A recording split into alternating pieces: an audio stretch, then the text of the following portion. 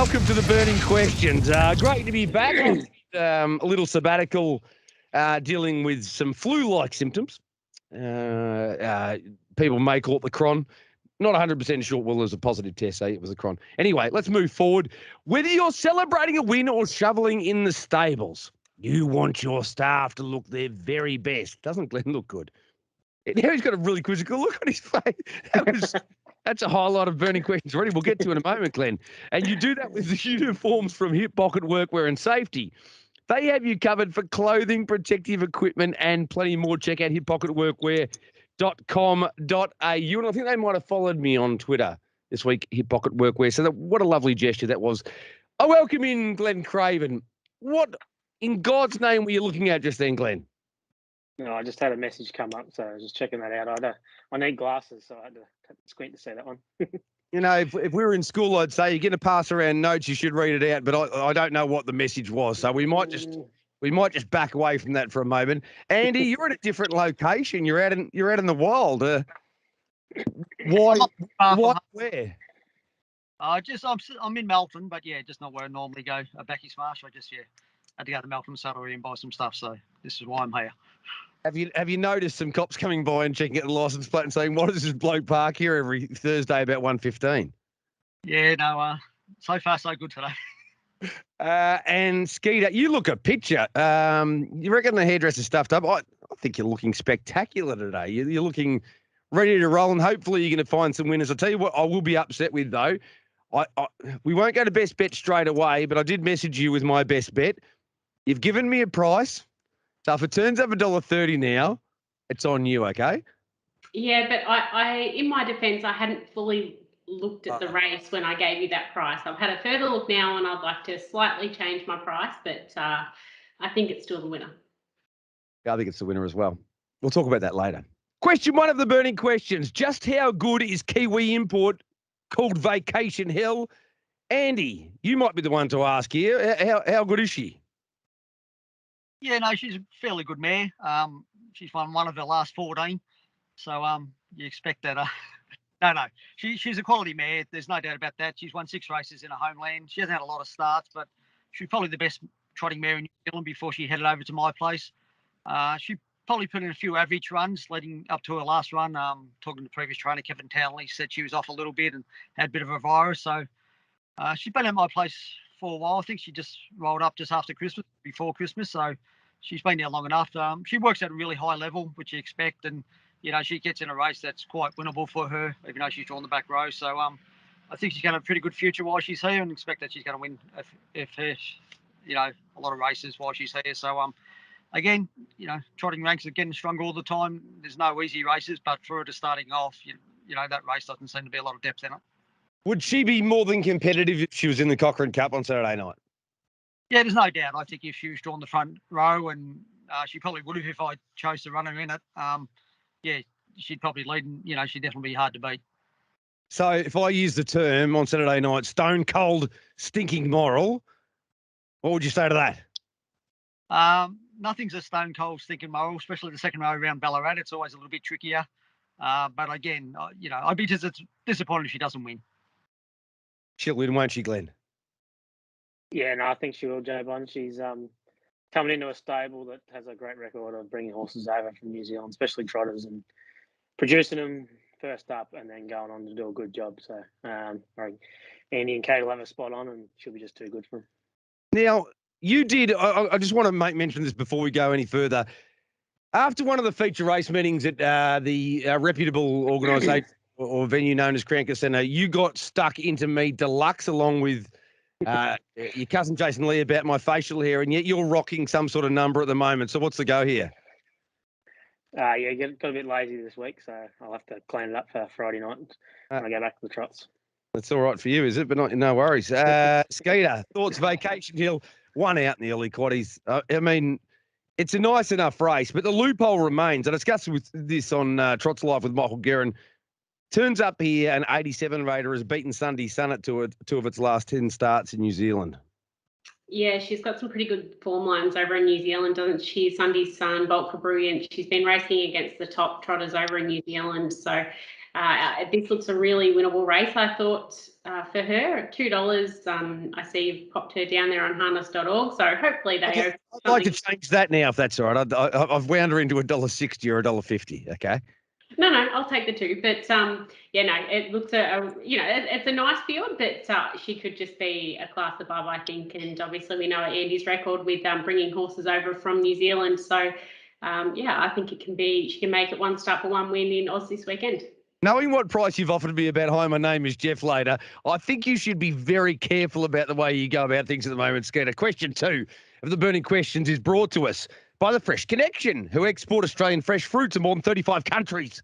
Headed up by Damien Glengarry, who is the export manager. Does a magnificent job. The Fresh Connection specialise in citrus, table grapes, cherries and mangoes. freshconnection.com.au. What's your favourite fruit, Glenn? I'd have to go for an apple or watermelon. They're vastly disparate fruits. I think I'll go for a grape or a tangerine. All right, let's go. Second question. This one's for you, Glenn. Is the Cochran market on the money or mistaken? And I reference particularly for you, Kiang Lavana. First up from a break. No, the draw looks awkward on paper, but if you're worth your salt and you have a good shave before Saturday night, I reckon you can roll forward and just about find the front. Hopefully that'll be the plan to get the front at some stage. But I think the market's pretty good considering that she hasn't raced for a while. But hopefully on that front it's not quite right. But it's a good field. There's plenty of winning chances, but probably the only advantage is we're off the front row and hopefully can get ahead of the 3 main dangers off the back. How close to the mark is she right now, please, Glenn? Yes, the mark's pretty happy with her, so I think she'll be pretty close to spot on. She's gone good first up before, and she had a good trial the other night. She got home and hit the line very good. So if she's not up to the mark, that's down to Marg. That, by the way, Glenn never mentioned anything. He's having no opinion on it. Marg says she's close, though. Andy, what do you think here? They pretty much made the market here. I'm Ready Jet versus Moldy Law. Little chance to Majestic Man. And the rest of them are at pretty generous odds. I tend to think it's a little bit more open than that. Yeah, I thought it would have been about $3.50 the field and not sort of the $2.60, $2.70 the 2 favourites are. I love I'm Ready Jet. She's a great mare, but 2 starts ago she got beat against her own sex and own age group. So, these trot races, they're very difficult to win. It's generally who has the best run in transit generally wins them, and they all have turns winning them. So no one can really dominate. My own horse, I have Horse Will Travel, sees $51, and 2 starts ago he had a victory over Majestic Man and other horses. So just shows you the barrier draws mean everything. So it's a pretty competitive race. The main dangers are all off the back row. When you draws are done the last 4 starts, they're generally the form horses that draw the back row, and the ones that aren't going quite as good, draw better. So Kian Lavana, she's a lovely mare, and again, got a good chance of finding the top, and she'd be hard to beat around Ballarat. But I thought the 2 favourites would drift a little bit and the market would change a little bit, and those ones are a little bit overs will firm up. Yeah, I agree with that 100%. I marked Have Horse Will Travel 26, so I've undercut Andy there just ever so slightly. I'm thinking off the front row, Skeeter. Sundon's Courage can win. Lotta Muscle can win. Kiang Lavana can win. So, I've gone I'm Ready Jet and Maury Law, my top 2 picks. I think it's a much wider race than that market would suggest. Yeah, I tend to think so as well. I was probably a little bit surprised that I'm Ready Jet is favourite and $2.70 favourite. And Maury Law, obviously, last up into Dominion winner. So he is the class runner or one of them. But in saying that, we don't know where he is at after that, if he had had a bit of time off. So he may need this run as well. So I thought it was probably more open than what the market has got it. I see Kiang Lavana touched $23, which is crazy for a mare of her quality at one point in time. So she's definitely not that anymore. But I think the 2 favourites are probably a little bit too short, and it's a much more open contest than that. Well, I think we mostly agree, which I love when we're in concurrence here on the Burning Questions. Question 3 of the Burning Questions, BQ, as we like to call it, brought to you by APG, all the acronyms. Experience the excitement of the Ned's APG Melbourne Yearling Sale on Sunday, February 6. I'm going up to Queensland on the weekend. This one. I'm a big dog. 185 quality yearlings, all eligible for APG's $3.25 million race series. Go to apgold.com.au PETstock.com.au. Third question. Who wins the start in the feature race in the program, and will Arty lead regardless? We'll start with you this time, Nikkita. Yeah, look, I've come up with a couple of scenarios, Bond, but I think that You don't get 8 scenarios here. I mean, unless have you got a graph? Sometimes Andy brings bits of paper where he writes stats. Have you got one of those, or what's the go? I've got a spreadsheet, but no, I think what will happen, I think Max Delight can get across. Spirit of St. Louis is an interesting one. He went back and had a look at his New Zealand starts, and he has actually shown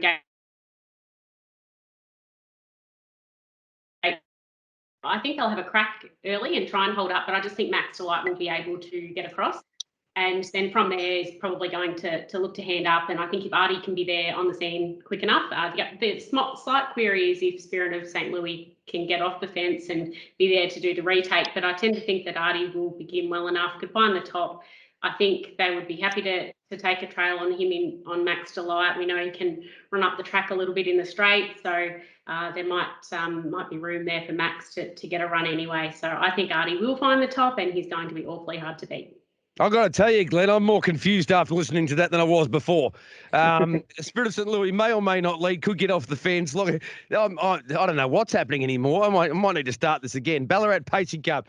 Will Max Delight get across Lochinvar and Spirit of St. Louis at the start, first of all? Firstly, he'll get across Lochinvar, but I'm not so sure about Spirit of St. Louis. If Jack can time the gate right, he's every chance of being able to hold up, because he's a horse with great tactical speed, and there's every chance that he could hold up. And if that's the case, I think they'd probably try to hold the front and park Arty. So it's a very, very interesting first 200. You've sort of gone just to a G at the moment here, Glenn. Oh, your head maybe embarrassed about the lack of the raise. We've just sort of lost your facade for a short time. There you are. So you honestly, you reckon Spirit of St. Louis would park Arty? I think so. I think that'd be the plan. He's been racing well. He'd be trying to make use of Arty being vulnerable, being second up after a hard run after such a long time off. So I think if there is a chance for him to hold the front and hold Arty out, it'll be this week. And then what is the expensive ego? I'm really sitting parked outside you, Glenn. I really want answers here. I want answers to my questions. They're called burning questions. What does expensive ego do then? Just come with one big run at them late? That'd be the interesting one. I don't think Dave would want to get into a war if he did come round. So I reckon if Spirit of St. Louis did get the front, there could be a chance to a slow speed and Luke could pop round. But it all just depends on that first 100 metres and how quick Max Delight can accelerate, because as Andy said last week, the gate down here in Victoria is a little bit slower, so it does suit those change up speed horses. Geez, don't we listen to Andy? Don't we just listen to what Andy's got? Beautiful curtains, by the way. Give me the number of your curtain man, please, Glenn, because I'd like to get involved with that. Andy, you're the oracle. We listen to what Andy Gath has to say, so please inform us what's going to happen at the start of the Ballarat Pacing Cup, and will Lochinvar find his way to the front at some point regardless? Well, I think Max Delight will lead, and if he does lead, there's no doubt he'll hand up to Lochinvar. Just on Lochinvar, I know Peter knows this for me. I didn't think he went that great last week. I thought it was the biggest. I thought he went well, but I thought he's a long way away from what he can produce, and just a little bit concerned that he's had 2 trials. He's trained on the Shepparton track, so he can get plenty of work into him. I'm just a little bit concerned that he's still a long way off from where he should be, and I'm happy to better round him this week, and I'm happy to be wrong. He's such a great horse, and he's a champion. He should be put on champions, but I'm just a little bit concerned where he's at the moment, and I like to see a huge improvement this week going forward, that he's going to get back to his best this preparation, but a few concerns there for me at Shepparton. I'm gobsmacked. This is Andy Gath at his absolute best. One night only, kids. They broke the track record, and he took off. Did he take off in the 27-second first quarter of the final mile, or was it a little bit later? But regardless, tell us what the knock is. Well, he was in a straight line when he wasn't wide around the bend. He got the death a lap to go. The quick lead time. It was the slowest third quarter all night out of all the races. I thought he was pretty plain for his high standards. I didn't like his last 100 metres. Yeah, no, it's just my opinion, and this is why I'm having it because it's my opinion. Well, let's be clear. Yours is the most respected opinion. That's why I continue to drill you. So if you're going to bet around him, who are the ones that can beat him? Expensive Ego or Spirit of St. Louis. Right. What it's worth, FWIW as the kids say. I think Max Delight will get across and hand up to Lochinvar, and from there, I don't think he can get beaten. Got a little query about. I'll ask both of you, Glenn and Andy, quickly. Horses who have been off the scene for that long, Glenn, a year. He's a champion. We know that. Champions different. They behave differently, and they can get through things that others can't. But I still thought it was a pretty brutal run. Like, how do even very horses come through that when they've had 12 months off, even if they have got, residual fitness that's been built up from having been worked up for a long period of time? Yeah, well, when you're racing in this grade of horses, you got to be 100%. So if he's taken any harm out of that run last week, or it's going to go against him quite quickly. But as you say, he's a champion, and champions get through hard runs and back up. But only a week between runs is not going to give Dave very long to turn him around. So he'd hope he's improved on fitness, but it's always a query that it's knocked a little bit of stuff out of him. Andy, same question.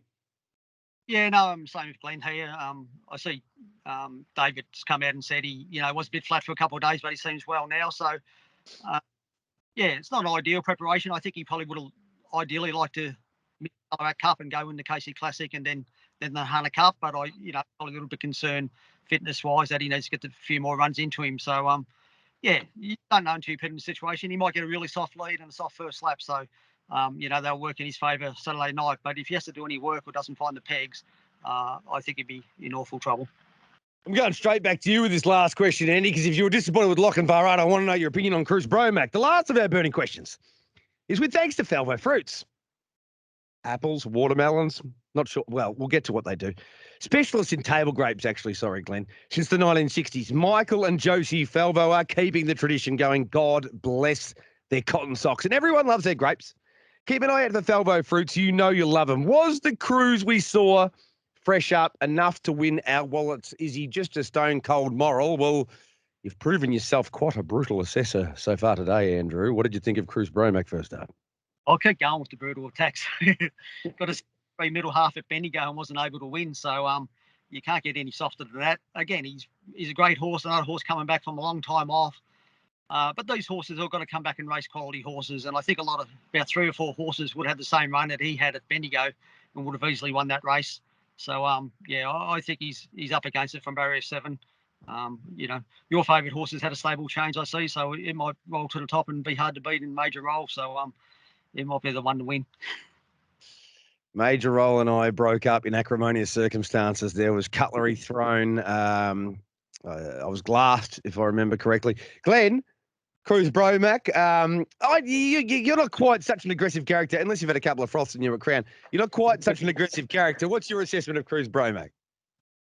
Yeah, I thought he was a little bit disappointing, but he has come back from a long time off and and obviously some bad injuries. So Dean probably hasn't been able to put the work into him that we would have liked, but he's had a couple of weeks to get him a bit fitter, but I just don't like the draw. There's a few underneath him that's going to probably make him work a bit harder than he wants to. So unless it's a quick lead time and he's coming from behind, I think he'll find it hard this week, Ken. Skeeter, I've written an article already, as a matter of fact, for Saturday's. But respect takes a long time to earn and a very short time to lose. So Cruz Bromac's a New Zealand Cup winner, sure, but they've seen him a little bit vulnerable first up from a break. He might not even get the front here. Yeah, there's every chance he won't, Bon. He's a 10-year-old now, I think, and as we've seen time and time again, when you come back and after a long spell and race at this level, there's no easy races. So, I definitely wouldn't be diving into any sort of short price about him because we know what a great horse he is. It would be great to see him get back to his best, like when he was winning a New Zealand Cup, but we know race fitness is different to fitness at home. So, I think I'll just watch him go around this week and hopefully in a few runs we can see him back to his best. I marked him $2 as well. Do you want $2 about Vacation Hill or $2 about Cruz Bromac? Vacation Hill, thanks. Sweet, no worries. Easy done. I'm getting 270 about one in a moment. We're going to do our best bets now. Glenn, are you ready to roll, or who's your best on the card? Oh, I'd have to go with the first starter for Andy in the trot, Vatican Hill. That $2 would have been juicy, but I think it'll start a bit shorter than that. But I think she'll be too good. Glenn's taking a vacation to the Vatican because he's a good Catholic boy, no doubt about it. That's fantastic to see. And he is. It's beautiful. Irish as Paddy Pigs. Right, Skeeter, who's your best on the card? Yeah, well, sorry to be boring, but the one that I did like, you marked $1.50, so I won't be going near that because we know what happens when we tip ones that are too short on this show. We get in trouble. So, I was going to say Vacation Hill as well. I'm going, hi, my name is Jeff. Hi, my name is Jeff. Apparently, I'm getting 270 about it, according to Skeeter. What have you wound him into now? Maybe closer to 2. Marked him $1.50 and you scared the bejesus out of me, so I drifted it out to $1.70 for the market prices. But fortunately, I don't have to take any bets, but I'm having something with you at $2.70. Now, the moment has arrived. Andrew, Patrick, Gath, AP Gold. What are you doing as your best bet on the program on Ballarat Cup night? Yeah, no, I could take the easy way out and tip one of my own and go for 3 in a row to start off the season. But a couple of other people already tipped it. So I'm going to go expensive. I think he'd just be too good for him in the Ballarat Cup. So expensive ego for me. So, last one on this, Andy. Are you saying that? Are you thinking that Lochinvar, that period of dominance is actually over? No, there's no doubt he can bounce back. He hasn't had a lot of race starts, but I can't see it happening in the next month or two. Oh, this actually builds the anticipation, doesn't it? I'm even more excited, Glenn, about Ballarat Cup night, Saturday night. Well done to you, Andy. You've really brought the heat as you normally do. Go back to your previous location. There's something you look good there, but I don't know. I'm a man of routine. Well done to you. Well done to you, Skeeter. Thanks, Bon. And Glen Craven, outstanding performance from you. Off air, you said, I've got no bloody idea what I'm talking about, but I'll tell you what, you've held up an end terrifically well, so congratulations. Thanks, Bon. That's been the #1 rated show on any digital platform in this part of the world for racing. It's called Burning Questions. Hopefully, we found a winner for Ballarat Pacing Cup night on Saturday.